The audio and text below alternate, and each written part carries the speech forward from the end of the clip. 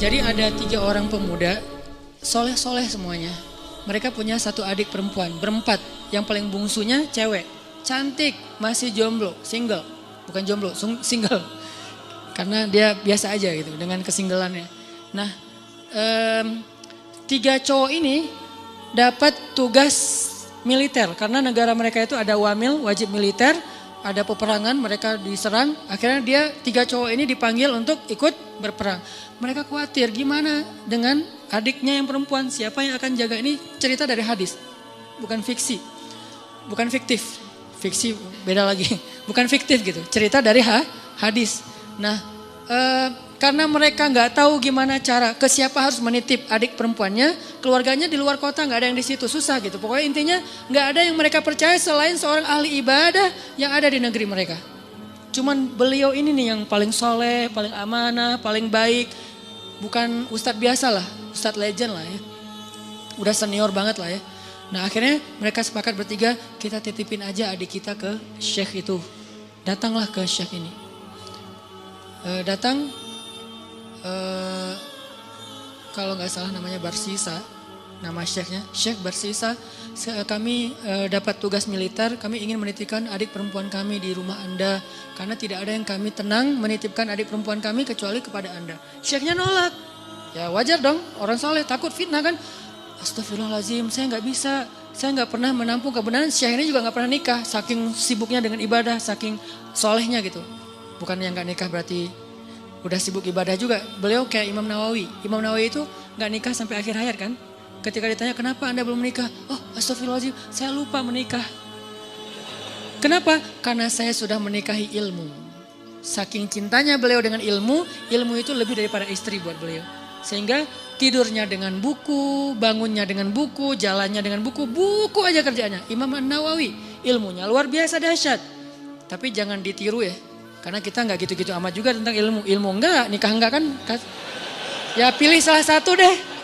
Kalau enggak ilmu ya nikah gitu. Masalahnya kita ilmu gimana? Apakah udah selevel Imam Nawawi yang hadis dalam semalam hafal berapa ribu hadis. Terus setiap malam tuh nulis buku. Sholat 2 rakaat, satu paragraf. 2 rakaat, 1 paragraf. Jadi setiap paragraf itu 2 rakaat sholat. Wudhu dari isya ke subuh, 1 wudhu. Selama bertahun-tahun, 1 wudhu sholat subuh dengan isya. Maksudnya gak tidur semalaman karena terjaga wudhunya Imam Nawawi. Nah Syekh Barsisa nolak, gak mau. Please, karena kami gak tahu harus menjagain harus nitip ke siapa daripada adik saya apa-apain orang. Karena udah dipaksain terus, ya udah deh. Kalau mau saya minta satu hal, bikinkan untuk adik kalian 1 ruangan, 1 kamar yang gak campur dengan rumah saya di belakang gitu. Akhirnya dibangunin sama mereka, kamar sederhana untuk adiknya yang perempuan. Taruh aja di belakang rumah si syekhnya. Syekhnya biasa beribadah di musola. Jadi rumah, musola, kamar ceweknya. Jarak musola dengan kamar ceweknya terhalang oleh rumah syekh. Jadi agak berjarak gitu. Udah pergi mereka berjihad. Hari-hari pertama syekhnya gak pernah berkomunikasi 1 patah kata pun dengan si cewek ini.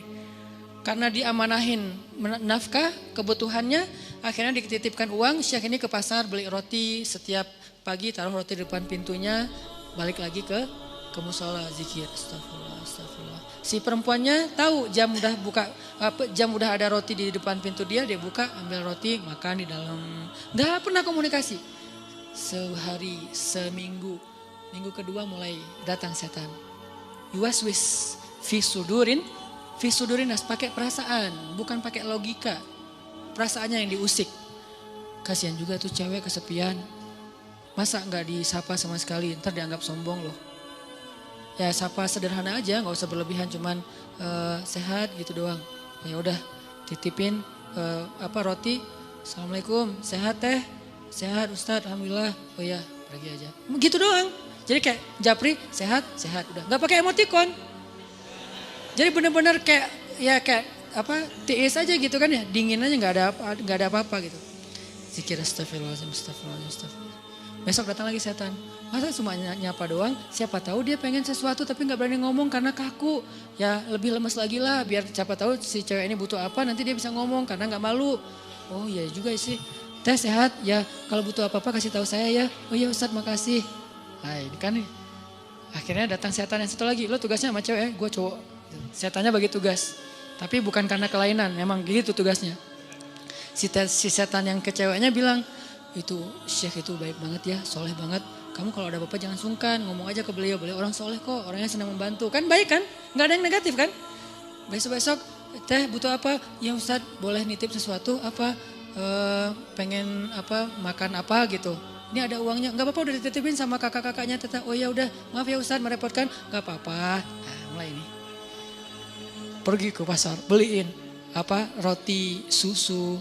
Makasih Ustadz udah bagi 2 aja masa saya makan sendiri nggak habis. Setan bilang kan, nggak akan habis tuh mubazir, benar nggak sih? Mubazir kebanyakan tuh udah bagi 2 aja, Ustadz bagi 2 aja, udah nggak apa-apa makan aja. Kata si yang satu lagi setannya, jangan mau diterima, malu atuh sama cewek. Udah, akhirnya apa? Udah makan aja, ntar kalau nggak habis baru saya habisin. Mulai kan, makan, Ustadz nggak habis. Ya udah sini dihabisin, mulai kan agak-agak gimana gitu kan, bekas makan. Lama-lama datang lagi setan tuh, coba tanya, siapa tahu dia pengen belajar sekaligus daripada dia diam-diam aja, nyantri aja sekalian. Nyantrinya apa? Belajar agama. Tanya butuh apa tentang masalah agama yang saya bisa bantu. Sedikit-sedikit adalah ilmu. Oh ya udah benar juga ya, dapat pahala lebih. Teh nanti kalau butuh apa-apa, udah nggak sungkan sekaku yang pertama kan. Butuh apa-apa kasih tahu aja ke saya, insya Allah kalau ada pertanyaan saya bisa jawab. Kalau nggak ada nanti saya tanya ke yang lebih ahli. Oh ya Ustadz, kebenaran saya lagi nanya nih masalah ini gimana. Nah mulai, tapi masih di balik pintu. Kenapa? Jangan ketemu orangnya, fitnah dong kata setan. Jangan, nanti fitnah ikhtilat kata setan teh. Setan yang ngajarin ilmunya nih, ikhtilat jangan. Oh ya benar juga. Jadi teriak-teriak dari belakang pintu, depan pintu gitu. Oh kalau gini gimana Ustadz? Nah lama-lama datang lagi setan. Mungkin sebetulnya si teteh itu ada pertanyaan yang privasi. Gak enak nanyanya sambil teriak-teriak. Kayak nanya masalah cara membersihkan haid atau apa kan gak enak teriak. Ustadz cara ngebersihin haid gimana kan gak enak kan ya. Ya udah kamu lebih dekat lagi duduk depan pintu jangan berdiri. Duduk aja depan pintu baru ngobrol. Oh ya udah teh kalau teteh butuh tanya apa-apa saya insya Allah siap jawab. Ini nggak perlu teriak-teriak. Oh ya Ustadz di balik pintu. Sama-sama duduk di pintu tapi masih kehalang, pintu tertutup. Datang lagi besoknya setan. Apa kata orang ngelihat kalian ngomong kayak gitu. Satu dalam satu di luar tapi duduk di pintu. Kan jadi fitnah. Ntar dikira semua orang ada apa-apa. Lebih baik masuk ke dalam biar nggak ada yang ngelihat. Tapi pintunya dibuka. Awas jangan ditutup. Ntar digoda setan. Lah ngomong setan. Nah ini nih setan nih. Talbis. Makanya ada buku tebal ya, judulnya Talbisul Iblis. Tipu daya, tipu muslihat iblis. Gitu dibawanya ke kanan dulu, baru ujung-ujungnya ke kiri tanpa disadari. Tapi buka pintu ya. Oh iya juga ya, nggak boleh tutup pintu, ntar jadi ikhtilat lagi. Ntar setan lagi. Padahal dari tadi juga setan. Udah teh boleh di dalam aja nggak enak dilihat orang. Oh ya Ustadz nggak apa-apa. Yang bagian ceweknya bilang nggak apa-apa dia orangnya amanah, nggak usah khawatir. Gitu kan? Udah aja duduk dekat pintu tapi udah di dalam ruangan. Ngobrol, udah ketemu orangnya, beda udah pasti. Pertama cewek ini gak pernah kenal dekat sama cowok, kedua Syekh ini gak kenal dekat sama cewek. Ini adalah kali pertama mereka berinteraksi lawan jenis dan dekat sekarang. Gak ada siapa-siapa, mulai bercanda, jangan kaku-kaku amat dah tuh ngantuk taklim teh, kasih candaan dikit. Ya udah mulai canda, jadi akrab, jadi hai, malu dilihat orang, masa bercanda tapi kelihatan orang, udah tutup aja pintunya kan udah saling kenal, udah saling percaya. Tutup pintunya, ngobrol, nauzubillah, terus dekat sampai akhirnya curhat si cewek ini. Namanya manusia pasti semuanya punya masalah kan. Akhirnya dia berani curhat. Ustadz, saya udah anggap Ustadz sebagai keluarga saya percaya. Boleh saya curhat masalah pribadi? Curhat, buka. Waktu itu masih syariat hijab, cadar, buka cadarnya. Langsung udah lihat wajahnya, udah kemana-mana, udah setan teh. Setan yang datang udah bukan lagi bab ini, setan kan gonta-ganti sesuai dengan kapasitasnya. Sekarang bab yang lain lagi, datang setan yang ahli di bidang yang lain. Udah terus aja sampai mereka akhirnya udah akrab, udah tahu semua cerita-ceritanya. Nangis, ceweknya nangis, senangis-nangisnya. Datang setan romantis. Kalau yang pertama gak ngerti romantis, taunya fikih. Kalau cewek lagi nangis kayak gitu jangan didiemin, kasih bahu. Nanti kalau dia tersinggung gimana? Gak akan tersinggung. Cewek kalau lagi kayak gitu dia gak akan tersinggung. Dia pasti positif. Udah neng. Nah mulai nih akrab. Usap-usap. Jadi nauzubillah akhirnya mereka berzina. Udah di sini kan? Udah berzina. Berzina sekali karena udah terlanjur dosa lah. Kagok Udah kagok kan? Udah aja, biasa aja gitu. Udah dosa juga gitu. Jangan manggil Syekh lagi lah, manggil A aja. Jadi tadi kan manggilnya Syekh, lama-lama Ustadz, lama-lama AA. Manggil lah, udah akrab teh, udah zina, ada segala macam, nauzubillah. Ngomongnya juga gak enak. Udah gitu, maaf perempuannya hamil. Perempuannya hamil, Syekh ini takut ketahuan sama kakak-kakaknya. Karena adik perempuan mereka ternyata dihamili sama Syekh ini. Kalut, panik, datang setan kriminal. Bilang, lo udah bikin adiknya, lo gak akan dibiarin hidup. Setannya udah beda ngomongnya. Ngomongnya udah beda. Udah terlanjur, udah lo habisin aja deh. Gak usah banyak mikir, udah lo habisin aja lo sekarang. Udah. Gitu-gitu. Udah dihabisin, dibunuh ceweknya.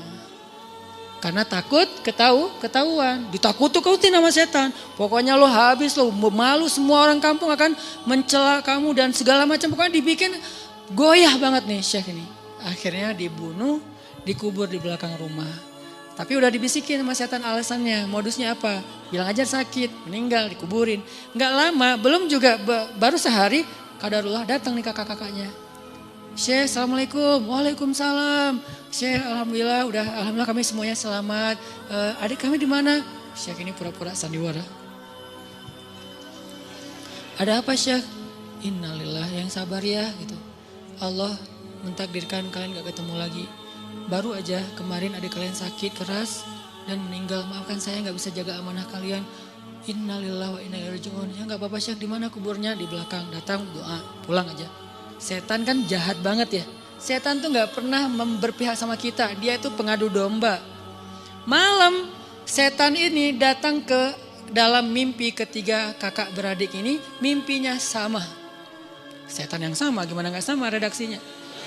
Mimpinya sama.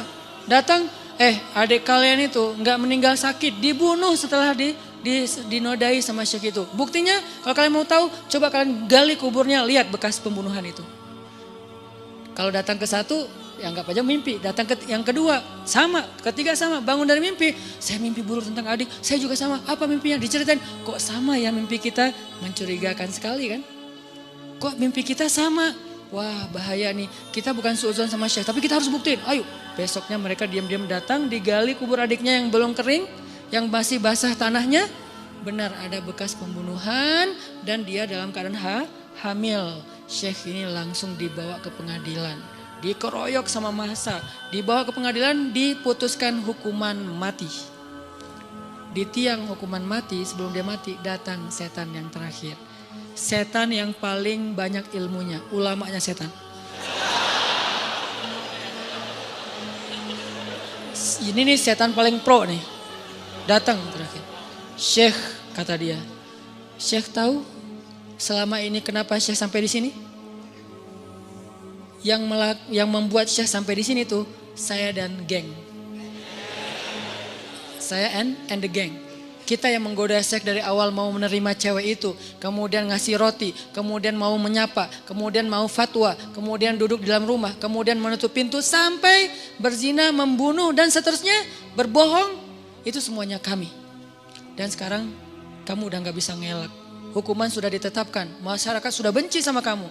Satu-satunya cara kamu selamat sekarang adalah cuman kami yang bisa nolong kamu. Karena kami yang mencelakai kamu. Gimana cara saya bisa selamat? Tunduklah ke saya. Sujud. Kalau kamu sujud ke saya, maka kamu akan kami selamatkan. Ini kesempatan kamu yang terakhir. Itu pedang untuk membancung dia itu udah siap. Orang kayak gitu kan labil banget. Akhirnya dia sujud, dia mengakui setan itu sebagai Tuhan, dipancung, matilah Syekh ahli ibadah 100 tahun ini dalam keadaan pembunuh, pezina, pembohong dan syirik. Kenapa bisa kayak gitu?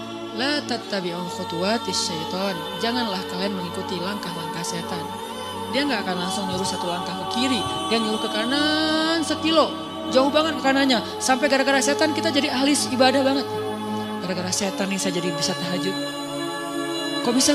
Soalnya dulu saya nggak pernah tahajud. Gara-gara ada modus, sekarang jadi tahajud. Ya gitu ya. Jadi sekarang awalnya sih modus, lama-lama istiqomah. Masya Allah setan teh.